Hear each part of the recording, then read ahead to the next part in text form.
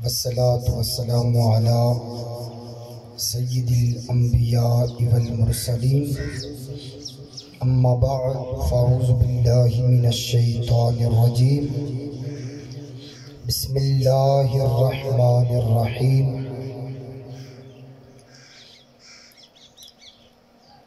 لعمرك إنهم لفي سقرتهم يعمهون قال الله تبارك وتعالى في مقام الآخر قل يا أهل الكتاب لستم على شيء حتى تقيموا التوراة والإنجيل وما أنزل إليكم من ربكم صدق الله العظيم إن الله وملائكته يصلون على النبي يا أيها الذين آمنوا صلوا عليه وسلموا تسليما پڑھیے الصلاة والسلام علیک یا سیدی یا رسول اللہ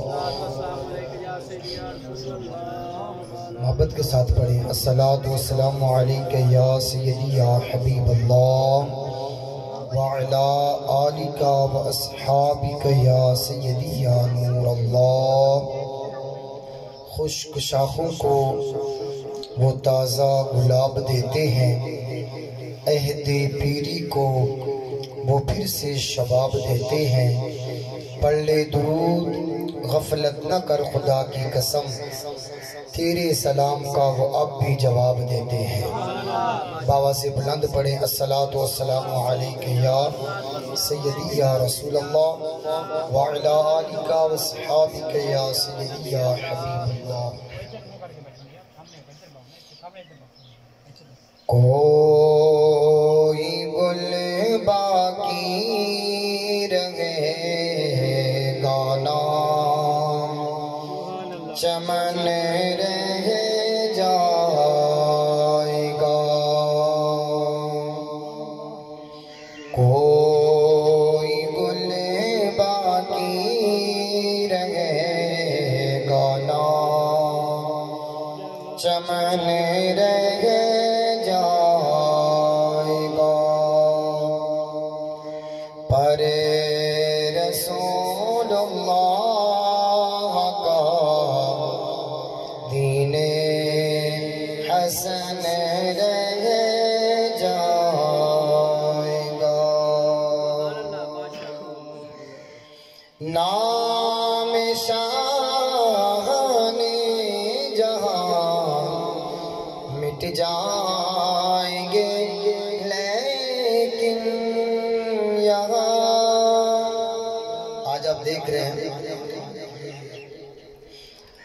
جو حکومتی عہدیداران ہیں وہ کتنا مطلب ظلم ڈھا رہے ہیں تو سید کفایت علی کافی رحمہ اللہ اس وقت آپ کو جیل سے نکال کے پھانسی کے پھندے کی طرف لے جایا جا رہا تھا تو یہ نعت شریف کے چند اشعار انہوں نے اس وقت لکھے تھے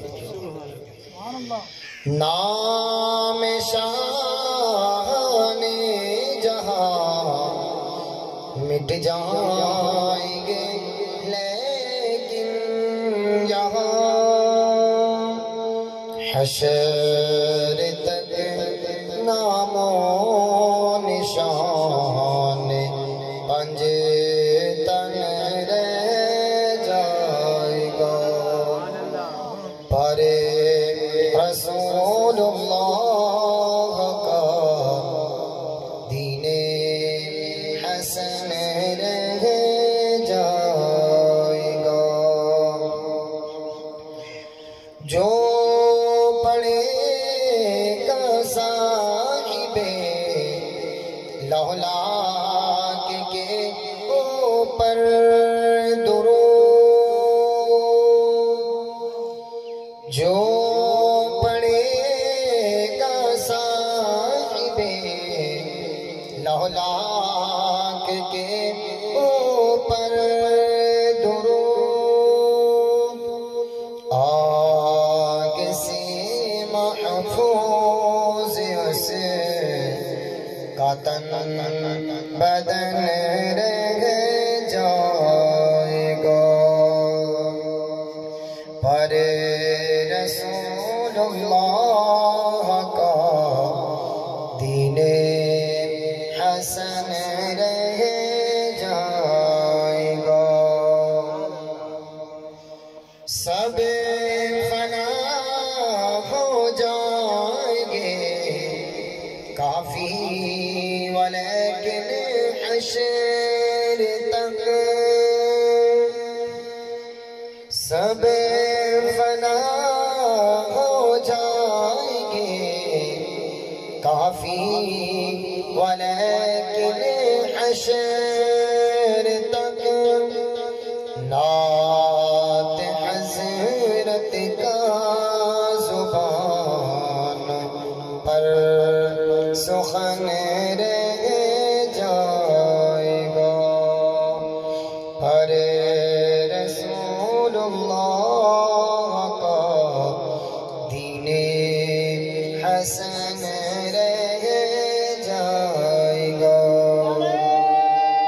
تکبیر، نعرہ رسالت، نعرہ حیدری، نعرہ تحقیق. حق جلال مالک لم یزل خالق کائنات رازق کل اللہ رب العزت کی بے شمار حمد و ثنا کے بعد حضور سید عالم نور مجسم شفیع معظم شاہ بنی آدم سید سروران حمی بے قسام غم گسار زمان میرے اور آپ کے کریم آقا جناب محمد مصطفیٰ صلی اللہ علیہ وآلہ وسلم کے دربار گوہربار میں ہدیہ درود و سلام عرض کرنے کے بعد انتہائی واجب الاحترام بزرگوں بھائیوں دوستوں زینت مسند صدارت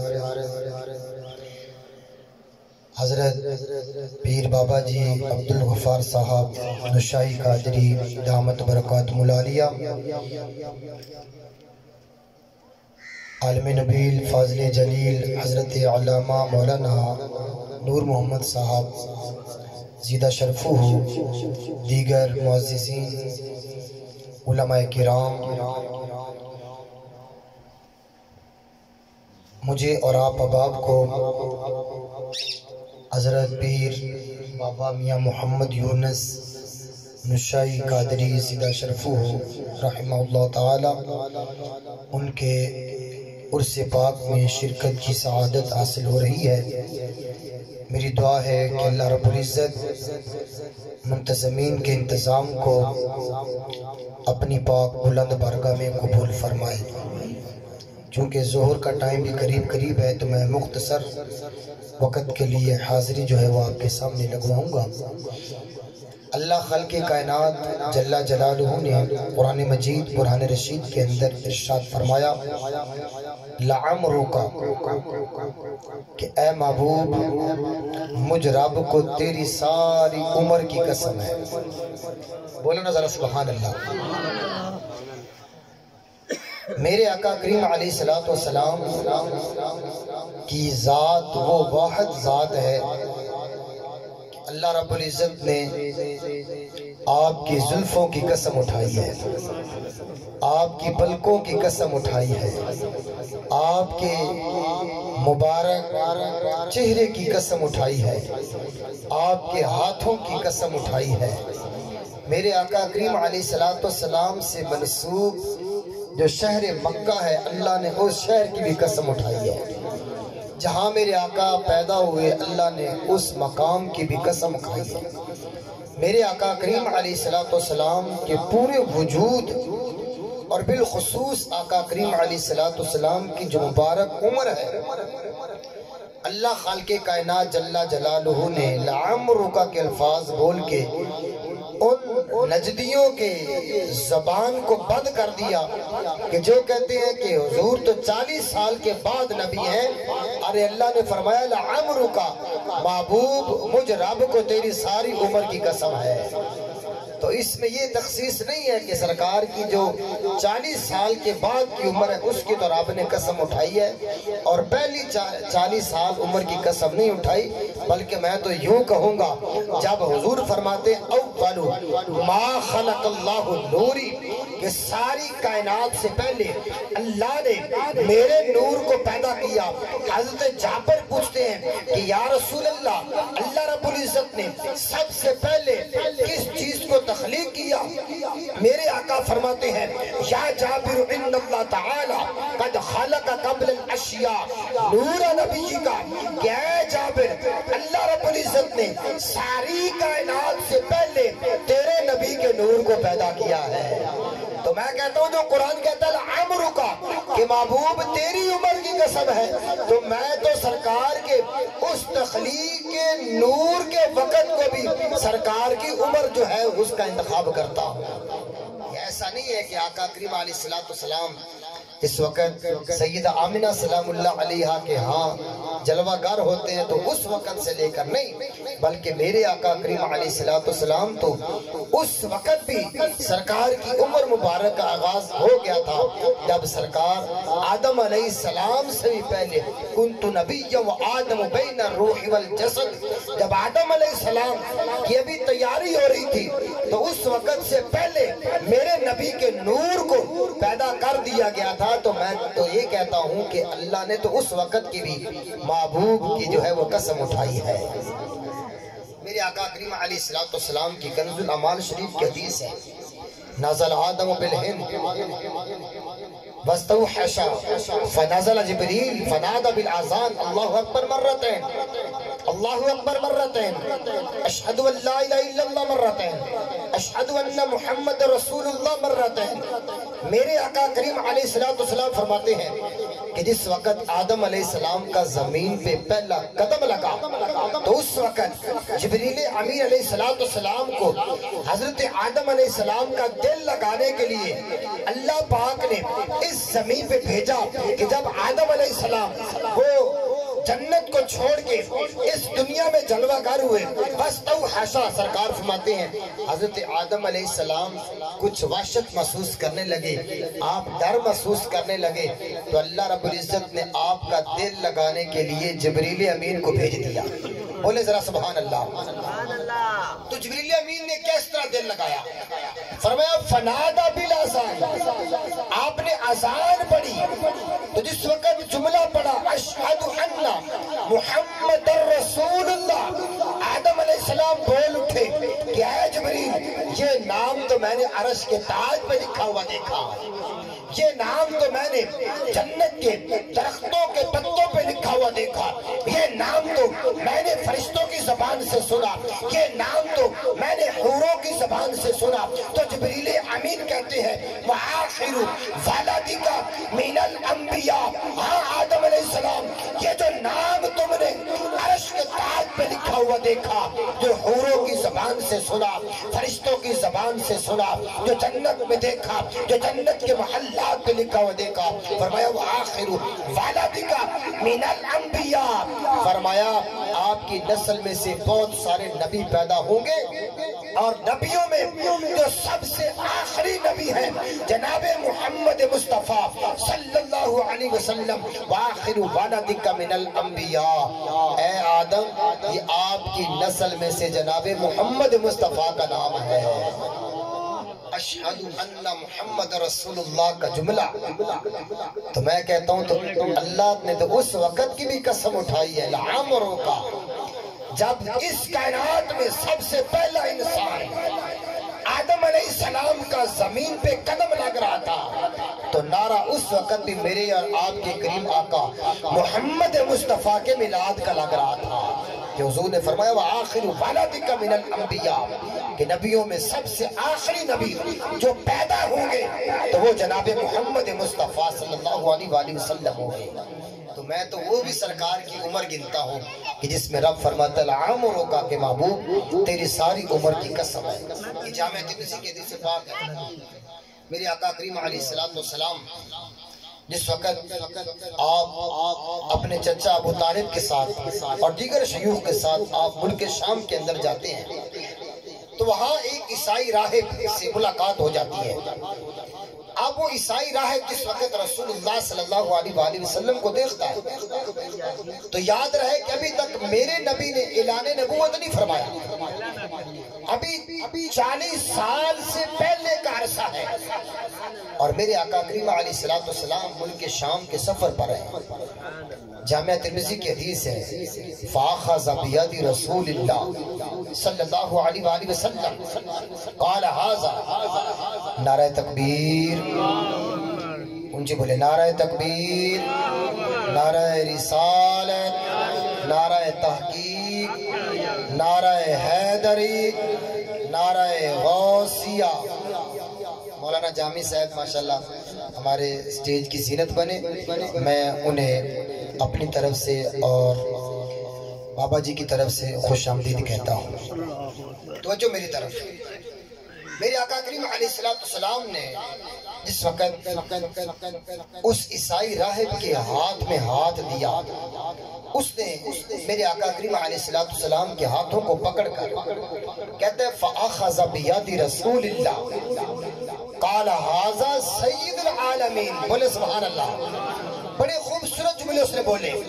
وہ کہتا ہے کہ اے قریش مکہ اے ابو طالب یہ جو آپ کے ساتھ بندہ آیا ہے فرمایا میرا یہ علم کہتا ہے میں نے پہلی آسمانی کتابوں کو پڑھ رکھا ہے. فرمایا قال ھذا سید العالمین یہ میں کہہ رہا ہوں کہ یہ سارے جہانوں کا سردار ہے. فرمایا قال ھذا رسول رب العالمین یہ میرا علم کہتا ہے کہ یہ رب العالمین کا رسول ہے. اور کہتا ہے یبعثہ اللہ رحمتا للعالمین اللہ رب العزت نے اس محبوب کو سارے جہانوں کے لیے رحمت بنانا ہے. تکبیر رسالت حیدری نعرہ تحقیق. اب دیکھیں ابھی تک سرکار نے اعلان نبوت نہیں فرمایا. ملک شام کے سفر پہ ہے. پہلی کتابوں کا علم رکھنے والا وہ شخص وہ میرے آقا کریم علیہ السلام کو دیکھتا ہے تو سمجھ جاتا ہے کہ یہ تو وہی شخصیت ہے جنہوں نے ساری کائنات کے لیے نبی بن کے آنا ہے. اب قریش مکہ اس سے پوچھتے ہیں یہ تو ہمارے ساتھ رہتے ہیں تمہیں کیسے پتا چلا؟ سننا اس بات کو غور سے کہ یہ اللہ کے نبی ہیں یہ رحمت للعالمین ہیں یہ سید العالمین ہیں یہ رسول رب العالمین ہیں. جامعہ ترمذی کے حدیث صاحب کے سامنے پڑھ رہا ہوں. جس وقت اس عیسائی راہب کو قریش مکہ نے کہا کہ اے عیسائی راہب یہ تمہیں کیسے پتا چلا کہ یہ رسولوں کا رسول ہے امام الانبیاء ہے خاتم النبیین ہے؟ تو وہ عیسائی راہب کہتا ہے انکم حین اشرفتم من العقبۃ لم یبقى حجر ولا شجر الا خر ساجدا ولا یسجدان الا لنبی. جامعہ ترمذی کی حدیث ہے. وہ عیسائی راہب کہتا ہے کہ جس وقت آپ اس نبی آخر الزمان کے ساتھ اس پہاڑ کی اور سے نیچے اتر رہے تھے فرمایا میں نے دیکھا لم یبقى حجر ولا شجر الا خر ساجدا. جتنے درخت ہیں جتنے پتھر ہیں جس طرف یہ رسول جاتے ہیں اس طرف وہ جھک جاتے ہیں. نعرہ تکبیر نعرہ رسالت جشن میلاد مصطفیٰ. میرے آقا کریم علیہ السلام کا وجود سعید سرکار جس طرح پہاڑ سے اترتے ہیں وہ عیسائی راہب کہتا ہے کہ میں نے اپنے علم سے دیکھا کہ حجر ولا شجر الا خر ساجدا. کہ میرے آقا کریم علیہ السلام کے متعلق وہ کہتا ہے کہ میں نے ہر درخت کو دیکھا کہ وہ سرکار کو سجدہ کر رہا ہے ہر پتھر کو دیکھا کہ سرکار کو سجدہ کر رہا ہے. اور پھر آگے وہ دلیل بھی دیتا ہے کہ ہمارا یہ علم کہتا ہے ہماری کتابوں میں لکھا ہے کہ لا یسجدان الا لنبی کہ سوائے نبی کی ذات کے یہ چیزیں کسی کو سجدہ نہیں کرتی. یہ میرے آقا کریم علیہ السلام ابھی تک اعلان نبوت نہیں فرمایا، لیکن آپ کا وقار، عظمت اور شان رفعت اتنی زیادہ ہے کہ مدینہ شریف کا مقام ہے، مسجد نبوی شریف ہے۔ میرے آقا کریم علیہ السلام، یہ ابن ماجہ کے اندر بھی موجود ہے اور شفا شریف کے اندر بھی موجود ہے، اور اس کو ملا علی قاری نے بھی لکھا ہے۔ دیگر کتب احادیث کے جو ماخذ ہیں اس کے اندر یہ حدیث پاک موجود ہے کہ میرے آقا کریم علیہ السلام ایک لکڑی کے ستون کے ساتھ کھڑے ہو کر حضور سید عالم صلی اللہ علیہ وسلم آپ خطبہ ارشاد فرمایا کرتے تھے۔ تو ایک دن ایسا ہوا کہ صحابہ میں سے کسی نے آپ کے لیے خوبصورت ممبر بنا دیا، تو میرے آقا کریم علیہ السلام اب اس درخت کی ٹیک، کھجور کے تنے کی ٹیک چھوڑ کر جب سرکار ممبر پہ تشریف لائے تو یہ حدیث پاک موجود ہے کہ فحن الجزع حنین الناقۃ فنزل النبی فمسح فسکنا، فرمایا جیسے اونٹ کا بچہ روتا ہے ایسے اس درخت نے رونا شروع کر دیا۔ یار لوگ کہتے ہیں کہ سرکار کو دیوار کے پیچھے کا علم نہیں، میں کہتا ہوں پگلے، یہ پتھر، یہ نباتات، یہ درخت، ان کو اللہ نے کیسے علم دے دیا؟ ارے میں اور آپ تو صاحب بصیرت ہے، صاحب عقل ہے، اللہ نے ہم کو دماغ دیا، آنکھیں دی، زبان دی، ہمارا ایک وجود ہے، ہم سمجھ سکتے ہیں، ہم اس شخصیت کے بارے میں معلومات حاصل کر سکتے ہیں۔ چلو انسانوں کو ہٹا دو، جانوروں کو لے آؤ، تو کتے کی بھی آنکھیں ہیں، جانوروں میں سے گدھے کی بھی آنکھیں ہیں، جانوروں میں سے اونٹ کی بھی آنکھیں ہیں، اس کی بھی زبان ہے، اس کا بھی دماغ ہے، لیکن وہ ہماری طرح بول نہیں سکتے۔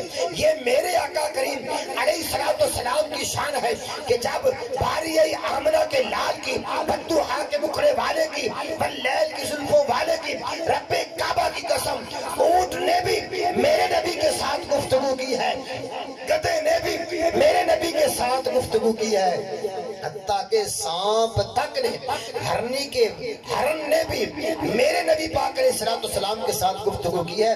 ارے یہ تو وہ چیزیں ہیں جنہیں چلو عقل شعور ہماری طرح نہیں ہے، لیکن ان کے پاس یہ ساری باڈی لینگویج ہے۔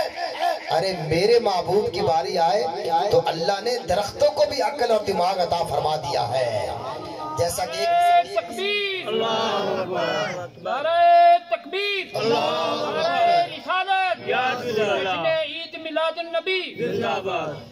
میرے آقا کریم علیہ السلام کی اس حدیث پاک کا جو دوسرا ابن ماجہ کی روایت میں ہے، سرکار فرماتے ہیں کہ لو لم اختدنہ لحن الی یوم القیامہ، اگر سرکار اس وقت اس کھجور کے تنے کے اوپر شفقت کا ہاتھ نہ پھیرتے تو قیامت تک وہ اسی طرح روتا رہتا۔ اب مزے کی بات تو یہ ہے کہ میرے آقا کریم علیہ السلام نے بھی درخت کی اس بات کو سنا کہ درخت کیا چاہتا ہے۔ درخت تو دراصل میرے نبی کے ساتھ محبت کرتا ہے، تو یہ محبت تو جانوروں تک نے کی ہے، درختوں نے کی ہے، پتھروں نے کی ہے۔ میرے آقا کریم علیہ السلام کے سامنے ایک عربی آ گیا، عرض کرتا میں کیسے مان لوں کہ آپ اللہ کے نبی ہیں؟ حضور نے فرمایا اچھا پھر کیسے مانے گا؟ کہتا ہے کہ وہ جو درخت ہے وہ چل کے یہاں آ جائے۔ میرے نبی پاک علیہ السلام فرمایا کہ جا اس کو کہہ دے کہ تجھے تیرے نبی یاد کرتے ہیں۔ وہ عربی جاتا ہے اور جا کے اس درخت سے کہتا ہے کہ اللہ کے نبی تجھے بلا رہے ہیں۔ رب کعبہ کی قسم، حدیث پاک کے الفاظ ہیں کہ وہ کھجور کا درخت دائیں ہوا بائیں ہوا آگے پیچھے اس نے اپنی جڑیں اکھیڑی اور میرے نبی پاک کے آگے آگے جھک گیا۔ اب یہ درخت ہیں اور یہ عقل سے ماورا بات ہے، لیکن اللہ رب العزت نے حضور کی عزت کی خاطر انہیں بھی عقل عطا کر دی، انہیں بھی شعور دے دیا، اگرچہ وہ اس کا ادراک رکھتے ہیں۔ کسی اور شخصیت کے بارے میں درختوں کو کیا پتا؟ ارے میں کہتا ہوں یہ جو انسان جانور بنے ہوئے ہیں کہ جنہیں حضور کی عزت کا پاس نہیں، ان سے اچھے تو یہ گدھے اور گھوڑے ہیں جو رسول اللہ کی عزت کا پاس کرتے ہیں۔ اللہ اکبر۔ اس واسطے میرے بھائیوں یہاں جتنا بھی ظلم ہو رہا ہے، میرے آقا فرماتے ہیں فَالَّذِينَ آمَنُوا بِهِ وَعَزَّرُوا وَنَصَرُوا وَاتَّبَعُوا النُّورَ الَّذِي أُنزِلَ مَعَهُ۔ قرآن کہتا ہے کہ میرے نبی پہ ایمان لاؤ اور میرے نبی کی عزت کرو، میرے نبی کی توقیر کرو، اور جو رب کا قرآن میرے محبوب پہ اترا ہے اللہ فرماتا ہے اس قرآن کی اتباع کرو۔ تو کیا یہ قرآن کی اتباع کر رہے ہیں کہ اپنے مسلمان بھائیوں کو آج سیدھی گولیاں مار رہے ہیں؟ کلمہ پڑھتے ہیں رسول اللہ کا، اور ہر ایک شخص کو پتا ہے، انہوں نے گورنمنٹ کے چینل پہ بیٹھ کے یہ کہا کہ فرانس کا جو صدر ہے وہ گستاخیاں کر رہا ہے، اور اس بات کو مانتے ہوئے پھر بھی انہوں نے ان کی سپورٹ میں پورے ملک کو دو پہ لگا دیا اور لاکھوں لوگوں کو وہ یرغمال بنائے ہوئے۔ اس واسطے میرے آقا کریم کا قرآن فرماتا ہے قُلْ يَا أَهْلَ الْكِتَابِ لَسْتُمْ عَلَى شَيْءٍ حَتَّى تُقِيمُوا التَّوْرَاةَ وَالْإِنْجِيلَ۔ آج ہم باتیں کرتے ہیں یہود و نصارہ کی۔ حضرت سفیان بن عینیہ رضی اللہ تعالیٰ عنہ صحابی رسول ہیں، یہ بخاری شریف کے اندر لکھا ہے۔ امام بخاری نے اس قول کو نقل کیا، اگرچہ وہ احادیث کا مجموعہ ہے، کہ کل قیامت میں اللہ خالق کائنات جل جلالہ پوچھے گا ہم سے قُلْ يَا أَهْلَ الْكِتَابِ لَسْتُمْ عَلَى شَيْءٍ۔ دنیا میں تو یہود و نصارہ کو اللہ نے کہا کہ میں نے تمہیں تورات دی، تمہیں انجیل دی، تمہیں زبور دی، تم نے اس کے ساتھ کیا کیا؟ لَسْتُمْ عَلَى شَيْءٍ، تم نے اس کا ادب و احترام نہ کر کے اپنے ذات پہ ظلم ڈایا ہے۔ تو حضرت سفیان بن عینیہ کہتے ہیں میں قرآن پاک کی کسی بھی آیت سے اتنا خوف زدہ نہیں ہوتا جتنا میں یہ آیت پڑھ کے خوف زدہ ہوتا ہوں کہ جس میں اللہ پاک نے فرمایا وَمَا أُنزِلَ إِلَيْكُمْ مِن رَبِّكُمْ۔ کل قیامت کا دن ہوگا، اللہ مجھے کھڑا کر کے فرمائے گا کہ اے بندے میں نے تجھے قرآن دیا تھا، تو نے میرے قرآن کے ساتھ کیا کیا؟ اللہ فرماتا ہے قرآن کے اندر ان خفتم عیلتا فسوف یغنیکم اللہ۔ آئے کہتے ہیں